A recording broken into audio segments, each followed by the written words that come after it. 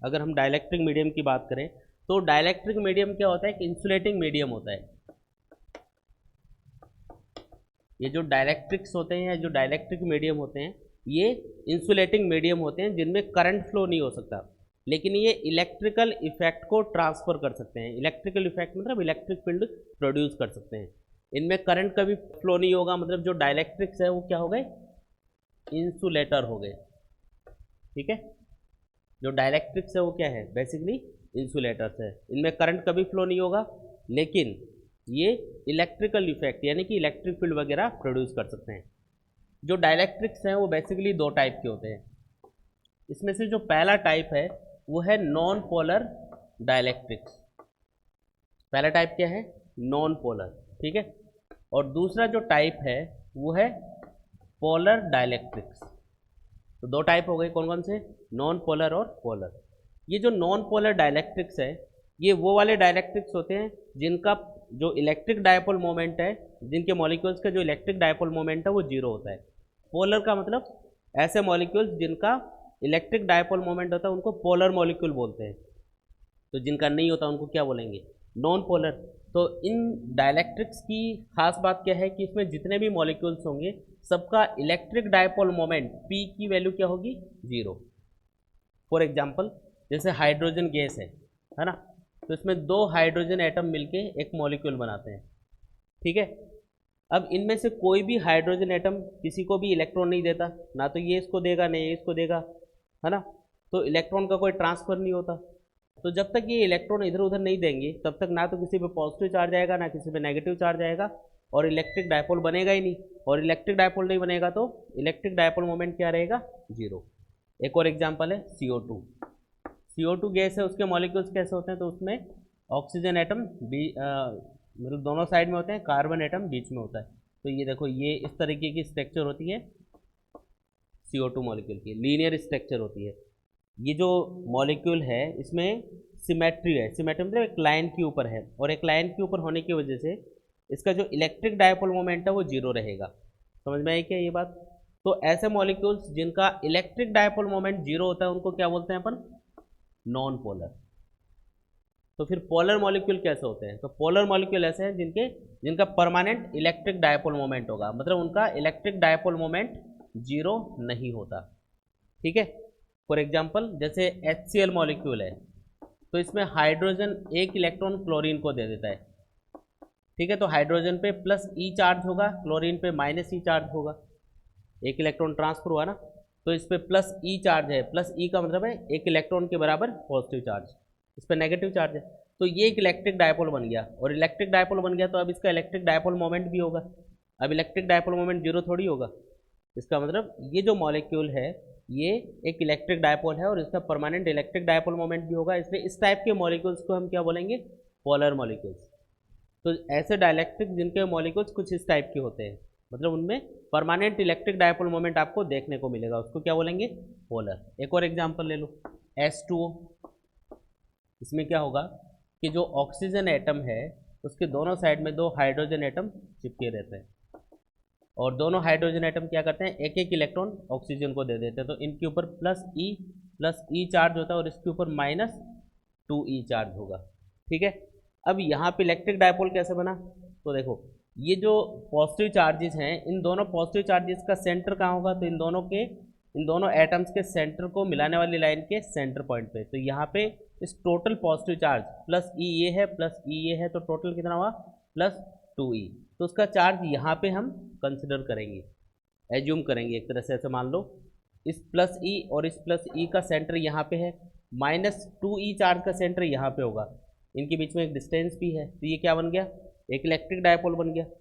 या ऐसे समझ लो कि यहाँ पे -E चार्ज है, ये +E चार्ज है, तो एक इलेक्ट्रिक डायपोल ये होगा, यहाँ पे एक -E चार्ज, -2E है ना, तो उसमें से एक -E इसके साथ अटैच कर दो, एक -E इसके साथ अटैच कर दो, तो -E + E -E + E, ये बन गया दो इलेक्ट्रिक डायपोल बन गए, जिनका रिजल्टेंट जो इलेक्ट्रिक डायपोल मोमेंट है वो इस मॉलिक्यूल का नेट इलेक्ट्रिक डायपोल मोमेंट होगा एक तरह से। मतलब ये मॉलिक्यूल भी कैसा है, पोलर मॉलिक्यूल है जिसका परमानेंट इलेक्ट्रिक डायपोल मोमेंट है। तो इन दोनों ही मॉलिक्यूल्स के लिए क्या है, इलेक्ट्रिक डायपोल मोमेंट जीरो नहीं है। तो ऐसे जो मॉलिक्यूल्स होते हैं उनको क्या बोलते हैं, पोलर मॉलिक्यूल्स। डिफरेंस समझ में आया क्या दोनों में? सिंपल सा डिफरेंस है, नाम से पता चल रहा है। नॉन पोलर डाइलेक्ट्रिक्स ऐसे डाइलेक्ट्रिक है जिनका permanent electric dipole moment zero होगा, इनका कोई इलेक्ट्रिक डायपोल मोमेंट नहीं होता। पोलर में क्या होगा? ऐसे मॉलिक्यूल्स जिनका परमानेंट इलेक्ट्रिक डायपोल मोमेंट होता है उनको पोलर मॉलिक्यूल्स बोलते हैं या पोलर डाइलेक्ट्रिक्स बोलते हैं। अगर डाइलेक्ट्रिक की बात करेंगे ना तो ऐसे डाइलेक्ट्रिक जिनके मॉलिक्यूल्स का परमानेंट इलेक्ट्रिक डायपोल मोमेंट होगा उनको पोलर, और जिनका नहीं होता उनको नॉन पोलर। चलो ये तो इनमें डिफरेंस हुआ। अब इनका नेचर देखते हैं कि जब इनको इलेक्ट्रिक फील्ड में रखोगे आप इन डाइलेक्ट्रिक मीडियम को तो इन पे क्या इफेक्ट होता है। ठीक है, तो सबसे पहले नॉन पोलर के लिए देखते हैं। तो मान लेते हैं कि ये एक नॉन पोलर डाइलेक्ट्रिक का स्लेब है, मतलब एक पीस आपने लिया है जो कि नॉन पोलर डाइलेक्ट्रिक है। अब इस डाइलेक्ट्रिक के पीस के अंदर इस पूरे जो भी मटेरियल आपने लिया है जितना, इसके अंदर बहुत सारे मॉलिक्यूल्स होंगे, लेकिन हर एक मॉलिक्यूल का जो इलेक्ट्रिक डायपोल मोमेंट है वो कितना होगा? हर एक मॉलिक्यूल का इलेक्ट्रिक डायपोल मोमेंट कितना होता है नॉन पोलर के अंदर? जीरो। आप इसको ऐसे भी डिफाइन कर सकते हो कि इनके अंदर जो पॉजिटिव और नेगेटिव चार्ज का सेंटर है वो एक ही पॉइंट पे होता है। अब इसका मतलब क्या है? जैसे हाइड्रोजन गैस की बात करें तो हाइड्रोजन के हर एक एटम के अंदर, हाइड्रोजन जो गैस होती है H2, उसके अंदर दो एटम होते हैं H और H। तो हर एक जो एटम होगा उसके अंदर न्यूक्लियस में एक प्रोटॉन होगा जिसपे प्लस ई चार्ज होगा, और बाहर एक रिवॉल्विंग इलेक्ट्रॉन होगा जिसपे माइनस ई चार्ज होगा। तो उस माइनस ई चार्ज का सेंटर कहाँ पे है? न्यूक्लियस के ऊपर। भाई ये न्यूक्लियस हो गया हाइड्रोजन का जिसपे प्लस ई चार्ज है, और बाहर एक इलेक्ट्रॉन चक्कर लगा रहा है जिसके ऊपर नेगेटिव चार्ज है। तो पॉजिटिव चार्ज का सेंटर तो सेंटर पे ही होगा, इस न्यूक्लियस के ऊपर होगा, और इस नेगेटिव चार्ज की जो सर्कुलर ऑर्बिट है इसका सेंटर भी यहीं पे है, तो दोनों का सेंटर एक ही पॉइंट पे आ गया।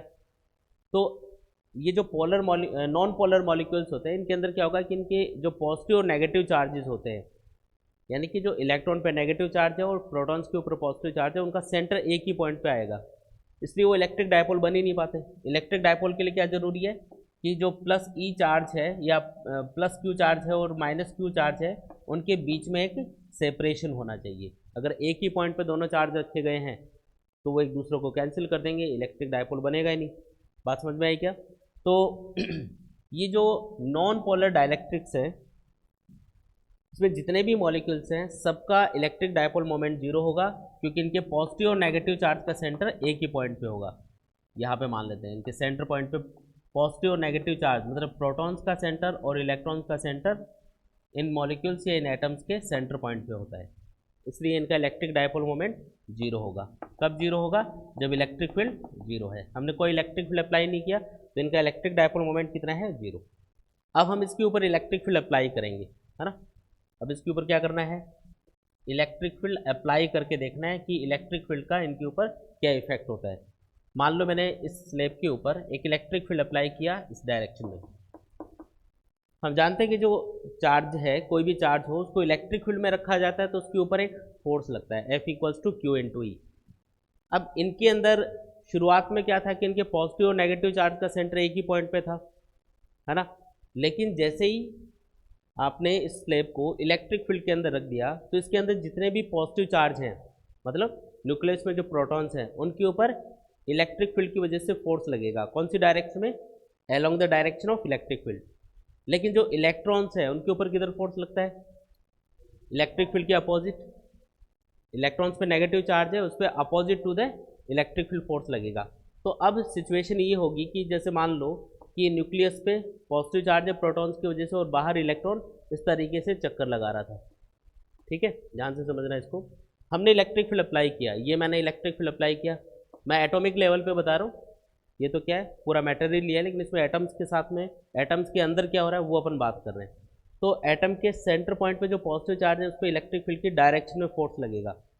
ये जो इलेक्ट्रॉन है इस पर किधर फोर्स लगेगा? इलेक्ट्रिक फील्ड के अपोजिट।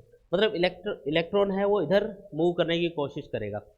अब जो ऑर्बिट है वो सर्कुलर ऑर्बिट नहीं रह पाएगी, अब इलेक्ट्रॉन ऐसे घूमेगा, मतलब इलेक्ट्रॉन के ऊपर इधर फोर्स लग रहा है तो ये इधर ज़्यादा मूव करेगा फोर्स की वजह से। मतलब ये ऐसे चक्कर लगा रहा था पहले, जैसे इलेक्ट्रिक फील्ड अप्लाई किया तो इधर खींच रहा कोई इसको, तो ये इधर जाएगा थोड़ा, फिर आएगा वापस। तो पहले जिस नेगेटिव चार्ज का सेंटर यहाँ पे था, अब उस नेगेटिव चार्ज का सेंटर थोड़ा सा इधर शिफ्ट हो गया, यहाँ पे आ गया। है ना, इसको बोलते हैं पोलराइज होना। अब ये जो एटम है या मॉलिक्यूल अगर होता तो उसके अंदर ये क्या हो गया, यहाँ पे उसका पोलराइजेशन हो गया, और पोलराइजेशन हो गया तो पॉजिटिव चार्ज का सेंटर और नेगेटिव चार्ज का सेंटर क्या हो गया, सेपरेट हो गया। इसमें जितने भी इलेक्ट्रॉन चक्कर लगा रहे हैं सब इधर मूव करेंगे थोड़ा सा, तो उन सबका नेगेटिव चार्ज का सेंटर थोड़ा इधर शिफ्ट होगा, यहाँ पे नहीं रहेगा। तो अब इसका इलेक्ट्रिक डायपोल मोमेंट जीरो होगा क्या, अब नहीं होगा जीरो, तो इसको बोलते हैं पोलराइज होना।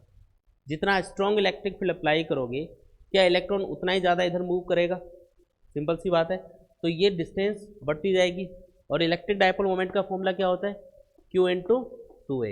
ये टू ए बढ़ेगा तो टू ए मतलब distance between the charges in electric dipole, two a increase होगा तो इलेक्ट्रिक डायपोल मोमेंट भी इंक्रीज होगा, मतलब मॉलिक्यूल ज़्यादा पोलराइज होगा या एटम ज़्यादा पोलराइज होगा। तो सिंपल सा कॉन्सेप्ट ये है कि जैसे आप इलेक्ट्रिक फील्ड अप्लाई करोगे इस एटम या मॉलिक्यूल के ऊपर, तो इलेक्ट्रिक फील्ड क्या करेगा, मॉलिक्यूल्स को पोलराइज करना स्टार्ट कर देगा। तो उसमें पॉजिटिव चार्ज का सेंटर है वो तो किधर शिफ्ट होगा, इलेक्ट्रिक फील्ड की डायरेक्शन में। तो अब जो मैं मॉलिक्यूल्स यहाँ पे ड्रॉ कर रहा हूँ उसमें पॉजिटिव चार्ज का सेंटर किधर दिखाना है हमको, along the direction of electric field, ये इधर शिफ्ट हो गया ऐसा बोलेंगे इसको। नेगेटिव के रेस्पेक्ट में ये इधर शिफ्टेड दिखेगा आपको, क्योंकि थोड़ा ये इधर है, नेगेटिव इधर है, माइनस वाला इधर होगा, ठीक है। तो नेगेटिव चार्ज का सेंटर इलेक्ट्रिक फील्ड के अपोजिट डायरेक्शन में शिफ्ट हो गया, समझ में आया ये। अब इससे फ़र्क क्या पड़ा, अब हर एक मॉलिक्यूल एक इलेक्ट्रिक डायपोल की तरह बिहेव करेगा, तो सबका इलेक्ट्रिक डायपोल मोमेंट भी होगा, और कौन सी डायरेक्शन में होगा, तो इलेक्ट्रिक डायपोल मोमेंट की डायरेक्शन क्या होती है, नेगेटिव चार्ज से पॉजिटिव चार्ज की तरफ। तो इस मॉलिक्यूल का इधर होगा, इसका भी इधर होगा, इसका भी इधर होगा। हर एक मॉलिक्यूल या हर एक एटम का इलेक्ट्रिक डायपोल मोमेंट एक ही डायरेक्शन में आ रहा है, तो सबका ऐड होगा, और इसकी वजह से जो नेट इलेक्ट्रिक डायपोल मोमेंट है अब वो जीरो नहीं रहेगा। इसको बोलते हैं पोलराइज होना। ये मटेरियल क्या हो गया, पोलराइज हो गया। कब पोलराइज हुआ, जब इलेक्ट्रिक फील्ड आपने अप्लाई किया। जब इलेक्ट्रिक फील्ड जीरो नहीं है तब मटेरियल पोलराइज हो रहा है, समझ में आया ये। तो इस तरीके से जो नॉन पोलर डाइलेक्ट्रिक है, जब हम उनको एक्सटर्नल इलेक्ट्रिक फील्ड में रखेंगे तो वो क्या होंगे, पोलराइज होंगे, समझ में आया, ठीक है। अब इसी तरीके से ये जो दूसरे वाले मॉलिक्यूल्स हैं, कौन से वाले, पोलर डाइलेक्ट्रिक्स की बात करते हैं। जो पोलर डाइलेक्ट्रिक्स हैं वो किस तरीके से पोलराइज होंगे या उनके ऊपर इलेक्ट्रिक फील्ड का क्या फ़र्क पड़ेगा, अब वो देखते हैं। तो मैंने लिया एक पोलर डाइलेक्ट्रिक का स्लेब, तो ये कोई पोलर डाइलेक्ट्रिक है, और हम जानते हैं कि जो पोलर डाइलेक्ट्रिक होते हैं उनके हर एक मॉलिक्यूल का परमानेंट इलेक्ट्रिक डायपोल मोमेंट होता है। लेकिन अगर मैं इसका टोटल इलेक्ट्रिक डायपोल मोमेंट देखूंगा तो वो जीरो आएगा, यानी कि नेट इलेक्ट्रिक डायपोल मोमेंट कितना है, जीरो। हम बोल रहे हैं कि हर एक मॉलिक्यूल का इलेक्ट्रिक डायपोल मोमेंट है, सबको ऐड किया तो जीरो आ गया, ऐसा कैसे हो सकता है, क्योंकि electric dipole moment vector quantity होती है, इसकी एक डायरेक्शन होती है। अब जितने भी मॉलिक्यूल्स होंगे वो शुरुआत में क्या होता है, रैंडमली अरेंज होते हैं, इस तरीके से अरेंज होंगे कि इनका जो इलेक्ट्रिक डायपोल मोमेंट है वो अलग अलग डायरेक्शन में रहेगा। जैसे इस मॉलिक्यूल का होगा नेगेटिव चार्ज से पॉजिटिव चार्ज की तरफ इधर, इसका किसी और डायरेक्शन में होगा, इधर हो गया, इसका किसी और ही डायरेक्शन में है, इस मॉलिक्यूल का किसी और ही डायरेक्शन में है ना। इलेक्ट्रिक डायपोल मोमेंट की डायरेक्शन क्या होती है, हमेशा नेगेटिव चार्ज से पॉजिटिव चार्ज की तरफ। तो इसमें जितने भी मॉलिक्यूल्स हैं आप क्या देख रहे हो कि हर एक मॉलिक्यूल का इलेक्ट्रिक डायपोल मोमेंट अलग अलग डायरेक्शन में है, यह है समझ में। अब जब आप इसका total electric dipole moment calculate करोगे तो सबका मिला के क्या आ जाएगा, जीरो। रैंडमली अरेंज है ना, कोई इधर है तो कोई इधर होगा, कैंसिल, कोई इधर है कोई नीचे है, तो इस तरीके से हर एक मॉलिक्यूल का इलेक्ट्रिक डायपोल मोमेंट आपस में कैंसिल हो गया। इसका रीज़न क्यों अरेंज हुआ, तो मैंने कल आपको एक कॉन्सेप्ट बताया था कि हर एक जो मटेरियल है या हर एक जो फिनोमेना होती है उसके पीछे रीज़न क्या होता है कि हर एक सिस्टम मिनिमम पोटेंशियल एनर्जी वाली कंडीशन में आने की कोशिश करता है। जब इस डाइलेक्ट्रिक का हर एक मॉलिक्यूल रैंडमली अरेंज होता है तो इसका नेट जो एक तरह से नेट जो पोटेंशियल एनर्जी बनती है इन मॉलिक्यूल्स की, क्योंकि इनके ऊपर चार्जेस है तो इनकी जो इलेक्ट्रोस्टैटिक पोटेंशियल एनर्जी है वो मिनिमम रहती है जब ये रैंडमली अरेंज होते हैं, ठीक है।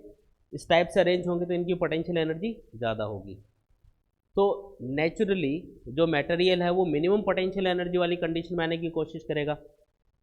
तो अपने आप जो मटेरियल है वो इस कंडीशन में मिलेगा आपको। अगर इस कंडीशन में लाना है तो क्या करना पड़ेगा, एनर्जी देनी पड़ेगी, उसको इलेक्ट्रिक फील्ड अप्लाई करके एनर्जी देनी पड़ेगी, तब जाके वो इस कंडीशन में आता है। तो अपने आप जो नेचुरली मटेरियल है वो इस कंडीशन में रहता है ताकि इसकी पोटेंशियल एनर्जी कौन सी वाली? इलेक्ट्रोस्टैटिक। इलेक्ट्रोस्टैटिक पोटेंशियल एनर्जी क्या रहे? मिनिमम। इसलिए ये रैंडमली अरेंज होगा, इसका net electric dipole moment zero होगा जब तक आपने इलेक्ट्रिक फील्ड अप्लाई नहीं किया है। मतलब इसका और इसका बिहेवियर तो सेम ही हो गया।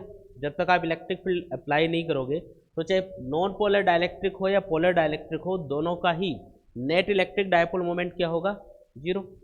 ठीक है, अब हम देखते हैं कि इसके ऊपर इलेक्ट्रिक फील्ड अप्लाई करेंगे तो क्या होगा। क्या अप्लाई करना है? इलेक्ट्रिक फील्ड अप्लाई करके देखना है। ये लो, इलेक्ट्रिक फील्ड अप्लाई कर दिया। इलेक्ट्रिक फील्ड है मान लो ई। ठीक है, इलेक्ट्रिक फील्ड अप्लाई करने से क्या होगा? ये जो मॉलिक्यूल्स हैं, है ना, ये सब मॉलिक्यूल क्या है? कि इलेक्ट्रिक डायपोल है, छोटे छोटे इलेक्ट्रिक डायपोल है। हमने एक टॉपिक पढ़ा था कि जब किसी भी इलेक्ट्रिक डायपोल को किसी एक्सटर्नल इलेक्ट्रिक फील्ड में रखा जाता है तो उसके ऊपर एक टॉर्क लगता है। टॉर्क का फॉर्मूला क्या था? PE sine theta. ठीक है, अब क्योंकि ये सारे के सारे मॉलिक्यूल क्या हैं? Electric dipole. जैसे इलेक्ट्रिक फील्ड में रखोगे इस मटेरियल को तो हर एक डायपोल के ऊपर एक फोर्स लगेगा, टॉर्क लगेगा, और वो टॉर्क क्या करेगा? इन मॉलिक्यूल्स को घुमाने की कोशिश करेगा। और घुमा के कौन सी कंडीशन में लाने की कोशिश करेगा? याद करो, जब हम इलेक्ट्रिक डायपोल को इलेक्ट्रिक फील्ड के अलोंग रखते हैं, मतलब इसका जो इलेक्ट्रिक डायपोल मोमेंट होगा, जब वो electric dipole moment applied electric field की डायरेक्शन में होता है तो उस कंडीशन में थीटा की वैल्यू जीरो होती है। इलेक्ट्रिक डायपोल मोमेंट और इलेक्ट्रिक फील्ड के बीच का एंगल कितना होगा? जीरो। और इस कंडीशन में इस इलेक्ट्रिक डायपोल के ऊपर नेट टॉर्क और नेट फोर्स जीरो होते हैं। इस कंडीशन को क्या बोला जाता है? स्टेबल इक्विलिब्रियम, है ना। तो इस कंडीशन में डायपोल हमेशा आने की कोशिश करता है। अच्छा, इस कंडीशन में क्यों? क्योंकि इस कंडीशन में इलेक्ट्रिक डायपोल की पोटेंशियल एनर्जी मिनिमम होती है। कैसे पता चला? याद करो, कल फॉर्मूला बताया था, U equals to minus p e cos theta. अब थीटा की वैल्यू अगर मैं जीरो पुट करूंगा तो आंसर क्या आएगा? Minus p e. थीटा की वैल्यू 90 डिग्री पुट करूंगा तो आंसर आएगा कॉस 90 जीरो, तो U इक्वल टू जीरो। को थीटा की वैल्यू अगर 180 पुट करेंगे तो कॉस 180 क्या होगा? -1, तो आंसर आएगा plus P E. Minimum potential energy कौन सी कंडीशन में आएगी?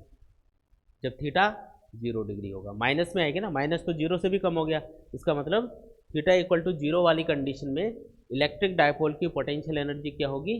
मिनिमम। टॉर्क इस तरीके से लगेगा कि इलेक्ट्रिक डायपोल इस तरीके से घूमे कि उसका जो इलेक्ट्रिक डायपोल मोमेंट है वो अप्लाइड इलेक्ट्रिक फील्ड की डायरेक्शन में आ जाए। अप्लाइड इलेक्ट्रिक फील्ड इधर है तो हर एक मॉलिक्यूल इस तरीके से अरेंज होगा कि हर एक मॉलिक्यूल का जो इलेक्ट्रिक डायपोल मोमेंट है वो कौन सी डायरेक्शन में आ जाए? अप्लाइड इलेक्ट्रिक फील्ड की डायरेक्शन में आ जाए, एक ही डायरेक्शन में।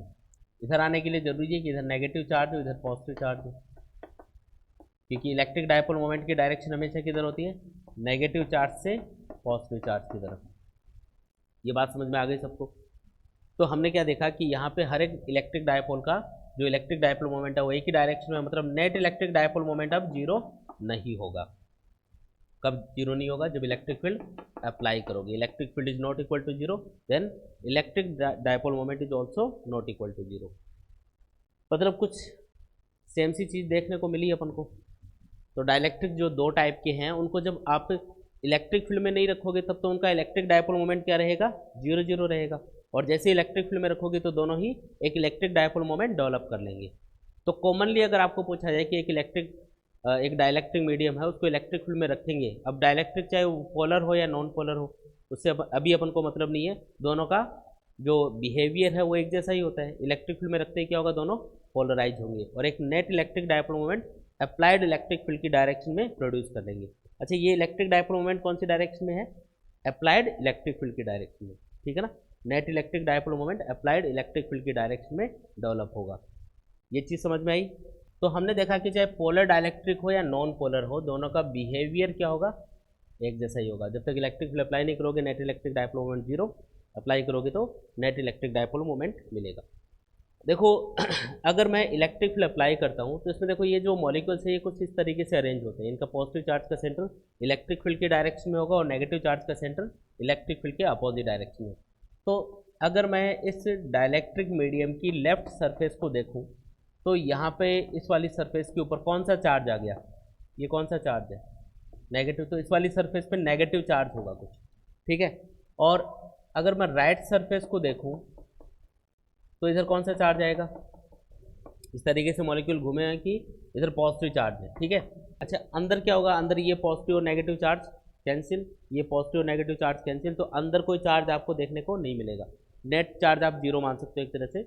लेकिन यहाँ पे एक नेगेटिव चार्ज की लेयर बन गई और इधर एक पॉजिटिव चार्ज की लेयर बन गई। मतलब कुछ ऐसा हुआ कि एक तो आपको दिखाई दे रही है यहाँ पे नेगेटिव चार्ज की लेयर, और इसके पास में इधर क्या है, दूसरी लेयर पॉजिटिव चार्ज की है। इलेक्ट्रिक फील्ड की डायरेक्शन क्या होती है हमेशा, पॉजिटिव चार्ज से आउटवर्ड और नेगेटिव चार्ज के लिए इनवर्ड।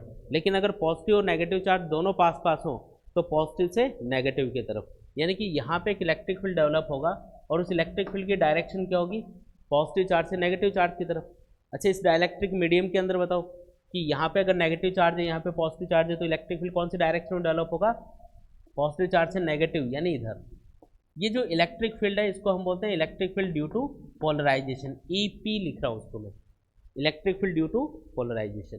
ठीक है, अब ये जो इलेक्ट्रिक फील्ड डेवलप हो रहा है ये अप्लाइड इलेक्ट्रिक फील्ड के अपोजिट डायरेक्शन में है। मान लो अप्लाइड इलेक्ट्रिक फील्ड है ई नोट, इसको क्या बोला, ई नोट।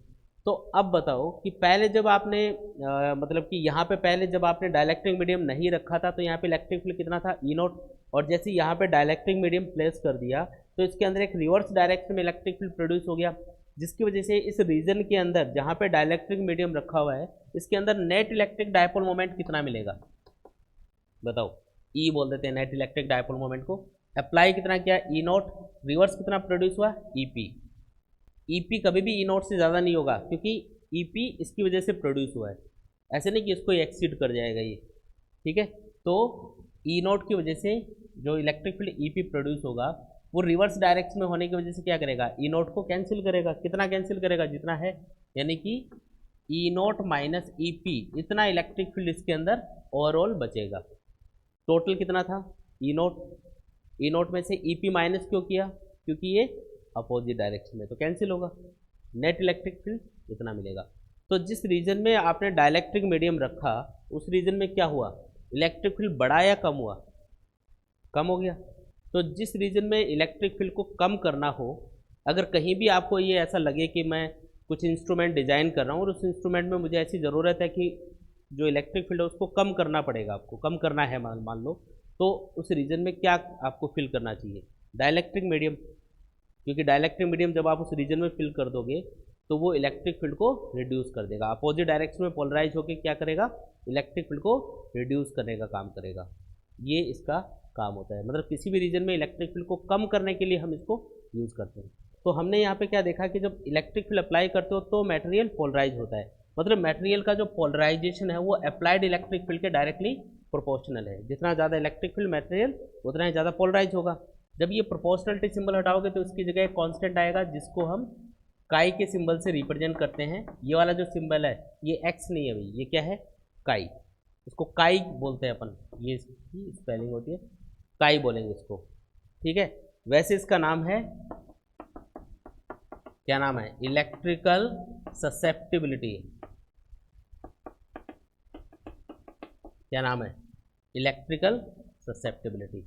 ये क्या चीज़ होती है, तो जब आप डाइलेक्ट्रिक मीडियम को इलेक्ट्रिक फील्ड में रखते हो तो कोई ज़्यादा इजीली पोलराइज होगा, कोई कम इजीली पोलराइज होगा। तो जो डाइलेक्ट्रिक इजीली पोलराइज होता है, ज़्यादा इजीली पोलराइज होगा, उसके लिए ये वाली वैल्यू ज़्यादा होगी, उसके लिए इलेक्ट्रिकल ससेप्टिबिलिटी क्या होगी, ज़्यादा। तो मैंने आपको 3 मटेरियल दिए, तीनों की इलेक्ट्रिकल ससेप्टिबिलिटी की वैल्यू बता दी।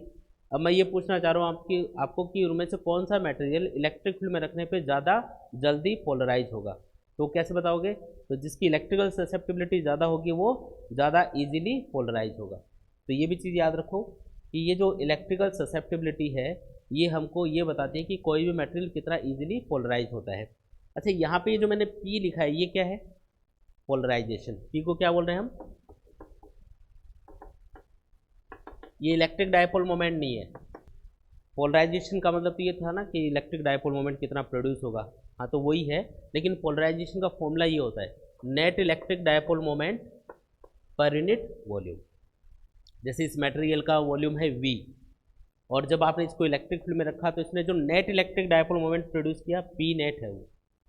तो P क्या होगा, P का मतलब पोलराइजेशन, पोलराइजेशन होगा P net upon V। Net electric dipole moment per unit volume is called polarisation. अगर मैं एयर या वैक्यूम की इलेक्ट्रिकल ससेप्टिबिलिटी कैलकुलेट करूँ कितनी आनी चाहिए, एयर या वैक्यूम, चलो वैक्यूम की बात करते हैं पहले। वैक्यूम का मतलब कुछ नहीं, कुछ है ही नहीं। वैक्यूम का मतलब हवा भी नहीं है वहाँ पे, तो है ना। तो वैक्यूम में जो वैक्यूम की इलेक्ट्रिकल ससेप्टिबिलिटी कितनी है? अच्छा ये बताओ, वैक्यूम का पोलराइजेशन हो सकता है क्या? भाई कुछ है, होगा तभी तो पोलराइजेशन होगा, कुछ है ही नहीं वहाँ पे। अगर है ही नहीं तो पोलराइजेशन कहाँ से होगा? तो इलेक्ट्रिक फील्ड कितना भी अप्लाई कर दो, पी हमेशा जीरो रहेगा। वैक्यूम के लिए इलेक्ट्रिक फील्ड अगर अप्लाई करते हो तो पी जीरो। तो पी जीरो क्यों? क्योंकि काई की वैल्यू क्या होगी? जीरो, तभी जीरो होगा। भाई ई तो है, इलेक्ट्रिक फील्ड अप्लाई किया, लेकिन पी जीरो कब होगा? जब काई जीरो होगा। तो इसका मतलब वैक्यूम के लिए काई की वैल्यू जीरो। ठीक है। इसके अलावा और जो अलग अलग मटेरियल्स होते हैं उनके लिए काई की वैल्यू अलग अलग होती है। अलग अलग डायलैक्ट्रिक्स के लिए काई की वैल्यू डिफरेंट डिफरेंट होगी। जिसके लिए ज़्यादा होगी वो ज़्यादा इजीली पोलराइज होगा, ज़्यादा पोलराइज होगा।